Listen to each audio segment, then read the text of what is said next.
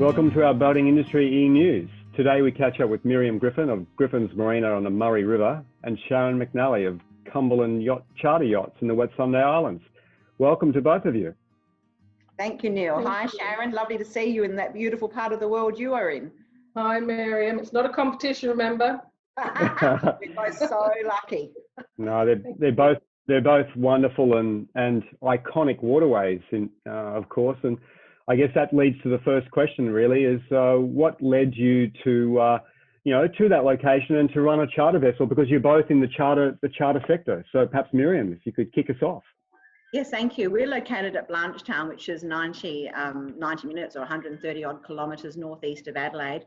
And you sort of come over through the Adelaide Hills and over through the beautiful Barossa Valley, and suddenly this big wide expanse of flat plains area greets you, and through that is this amazing waterway snaking through. So it's a beautiful location, very close to the city. The start of the water basically in the Riverland region. And it's just one of these incredibly diverse environments with, beautiful hills and cliffs and big backwaters. But again, it's in an arid climate. So, to actually be sort of cruising down a waterway, but in an arid area is really quite an amazing experience. You've got some extraordinary landscapes down there for sure. Those cliffs, particularly, I'm not sure whether it's the sunrise or the sunset that really lights them up.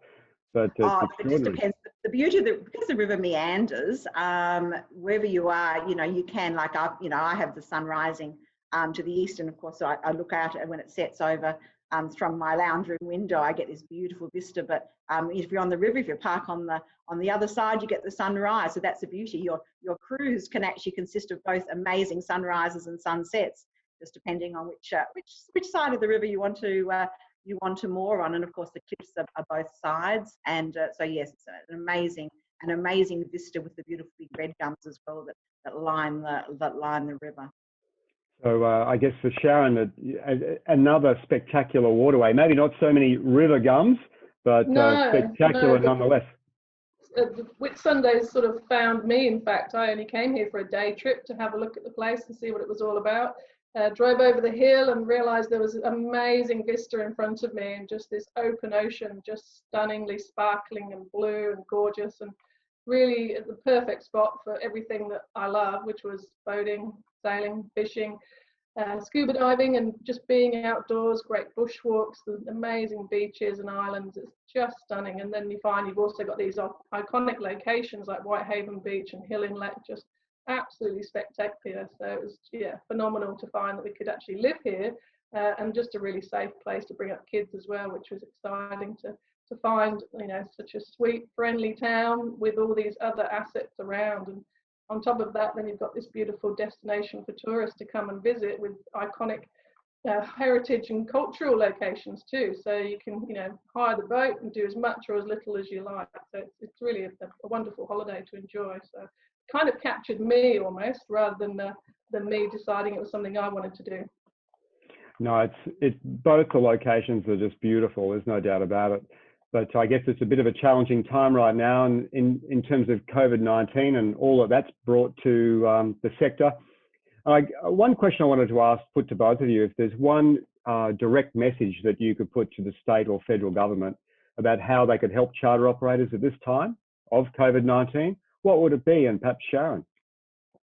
Yeah, look, we do really appreciate the support we've had through the JobKeeper program, the grants that have been on offer, the cash flow boost, and we've just had amazing levels of support through our local tourism bodies, QTIC, and also Tourism Australia have been running insights as well.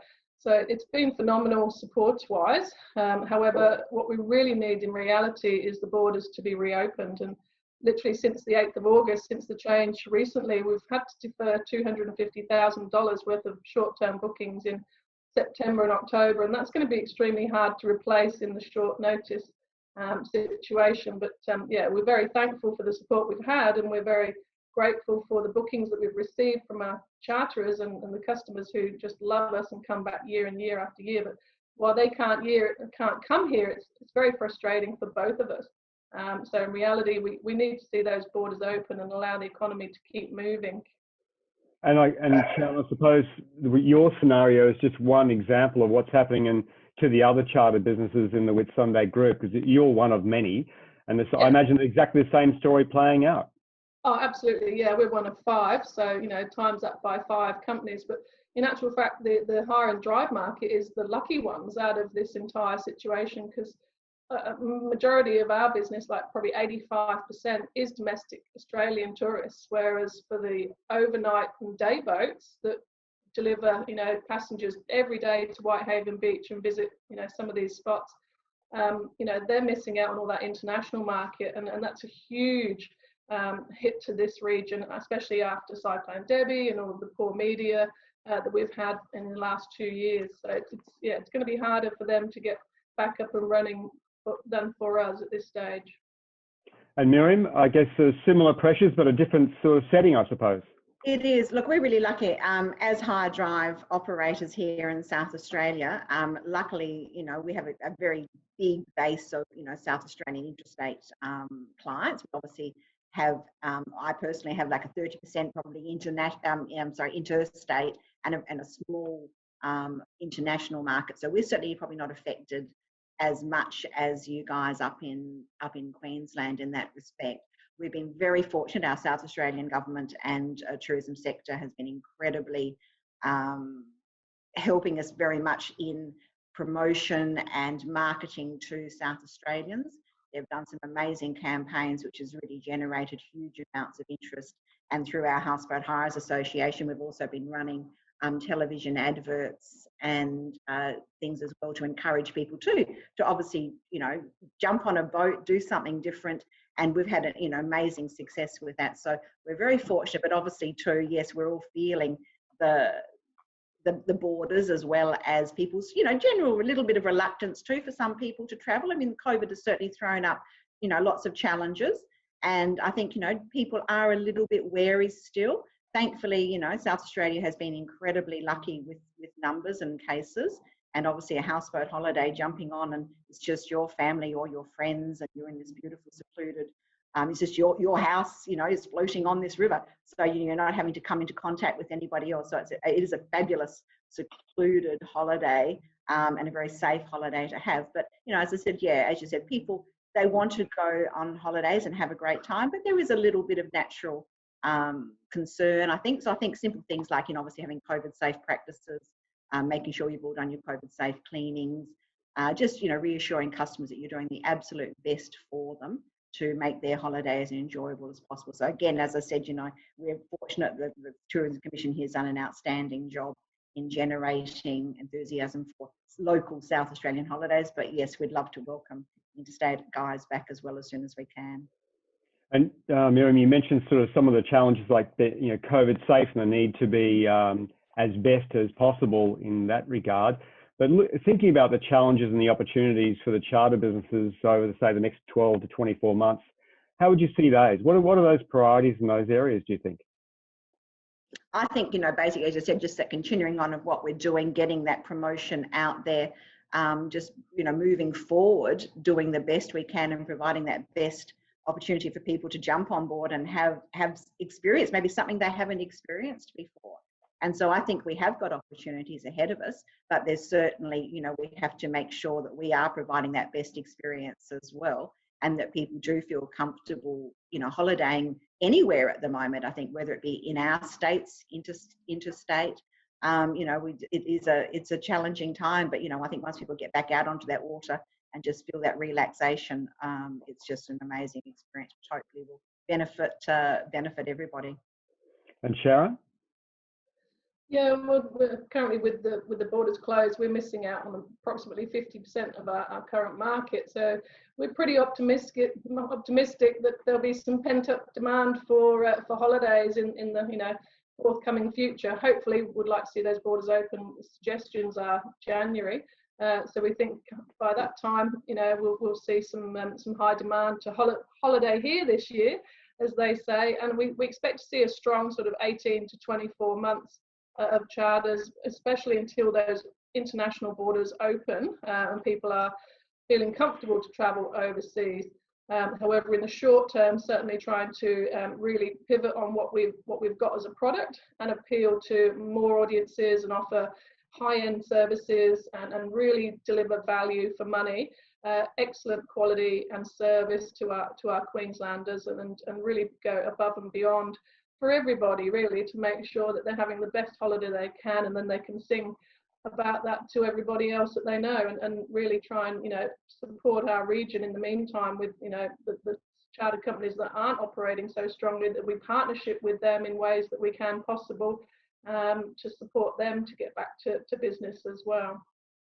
Yeah, I think you're both in positions and in businesses that stand to the opportunities because of the domestic travel, and once the border restrictions ease again. And no doubt it's going to be a bumpy journey for a few more months, but you're right, Sharon, the focus will be on domestic, travel, family, friends, going places together in those sort of, those sort of groups, because boating is in itself a definition of, social isolating in some ways, because you're in your own household cluster quite often. And it's a perfect way to get out and experience the beautiful country that we have and out in the fresh air and sunshine. So, all things being equal, I think, the charter industry across the country should be looking fairly optimistic once these next level of restrictions ease off. And look, finally, to each of you, what got you into boating in the first place? And Sharon? My parents had a little fireball and a Flying 15, and we used to get about on reservoirs and having fun at the local sailing club. So that kind of got us hitched as a family. And then, just getting into other aspects of, competition and traveling around the UK and Europe, and just the love of, the whole social groups and the networking and just the fun and, other things that go along with boating, the fishing, the scuba diving, the snorkeling, just everything on offer here in the Whitsundays. And it's certainly a lot warmer than it was in the UK. No, too true. Miriam? I laugh at the warmth. We have here. I am in a beautiful Mediterranean type climate, but it was actually minus one this morning. So, but a beautiful day looming. Look, I started basically as a young little girl. My family had a beach shack, and so I spent many of my holidays and weekends down there in my father's boat, out fishing and learning to cast from the beach, and learned to swim at the beach, and just grew up basically racing through the sand dunes and having a wonderful time. As I got older, obviously any sort of water activities were always fun, swimming and that sort of thing. But it's quite funny, ironically, that my first houseboat trip was actually in the very, very late 70s when I was at Teachers College. I was actually doing a tourism subject, funnily enough, who would know all those years later that I'd be in tourism. And it was actually on the original Libba houseboats, which were the very first houseboats on the Murray up at Renmark. And and then my track teaching was actually at Barmah in the Riverland. So it's really funny. I look back and see those little elements that were weaving into my life, and without actually me realizing that eventually we would actually be over here running a houseboat business, which we have been doing now for 20 years. So yes, it's interesting how life can take you on little transient journeys. So I went from the very much a metropolitan beach lifestyle to then going to the country when I was teaching, and then my late husband and I bought the Marina here 20 years ago for a lifestyle change again. And I think, as Neil reflected on it, the water that blew mine, just that lovely element of just doing something a little bit different, but also, love of tourism. And this was an opportunity that we took. So yes, it's sort of one of those full circle things back to water. But I think we're very fortunate to be both, and Neil obviously too, in Queensland, having that water so close to our lives, which is wonderful. Yeah, I think both of you, it's one thing that's really strong about the boating experience is creating memories, especially with family and friends. It's a very powerful element of it, and the wellness that comes off it, which is something we need more and more of this year, next year, and every year.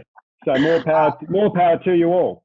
I think so. For that, definitely. Yeah, I think, as I said, I think it's what helped. I mean, seriously, those 2.5 months when we were in hibernation, I must admit, to be able to sit outside and just have a cup of tea and just watch the water just sort of flow past certainly helped me. I felt very, very blessed to be in a location where, you know, even though the world was crazy around us and, you know, at times, you know, the stresses, and you're thinking, how, my goodness, how are we actually going to get through this, and will we ever be able to open again?